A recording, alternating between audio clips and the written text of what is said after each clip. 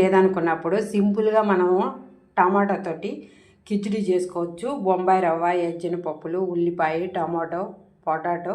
కావాలంటే నేను ఎండుమిర్చి యాడ్ చేస్తున్నాను, మీరు పచ్చిమిర్చి కూడా వేసుకోవచ్చు. నేను పచ్చిమిర్చి మాకు పడదు కాబట్టి ఇలా సింపుల్గా చేసుకోవచ్చు. స్టవ్ మీద ప్యాన్ పెట్టేసి ఆయిల్ వేసుకోవాలి. లైట్గా కొంచెం వేసుకోండి, ఎక్కువ వేసుకోబడలేదు, బాగుంటుంది. ఆవాలు కొంచెం వేసుకోండి, జీలకర్ర పడలేదు. ఆ తర్వాత ఏర్చిన పప్పులు సన్నగా బాగా వేపాలి. ఇప్పుడు ఎండుమిర్చి, కరివేపాకు, తర్వాత వచ్చేసి లైట్గా ఉల్లిపాయలు వేసుకోవాలి.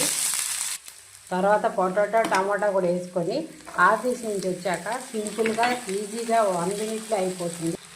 లైట్గా పసుపు, ఉప్పు యాడ్ చేసేసుకొని మూత పెట్టేస్తే అద్దరిపోయే టేస్ట్ ఉంటుంది. ఇదిగో చూడండి, ఒక కప్పు వాటర్ పోస్తున్నాను. బాగా మరగనిచ్చేసి రవ్వ పోసుకోవడమే, సుజీ రవ్వ. దీనిలో కావాలంటే పల్లీల చట్నీ అయినా వేసుకోవచ్చు, వద్దనుకుంటే మామూలు చట్నీతో అయినా తినచ్చు. చాలా టేస్టీగా ఉంటుంది. బాగా ఉడుకుతుంది చూడండి. ఇప్పుడు బొంబాయి రవ్వ పోసి బాగా కలిపెట్టుకోవాలి. ఉండలు లేకుండా నీట్గా కలిపెట్టేసుకుంటే కిచిడి రెడీ అయిపోతుంది. ఇది మన పిల్లల క్యారేజీలో కూడా పెట్టచ్చు.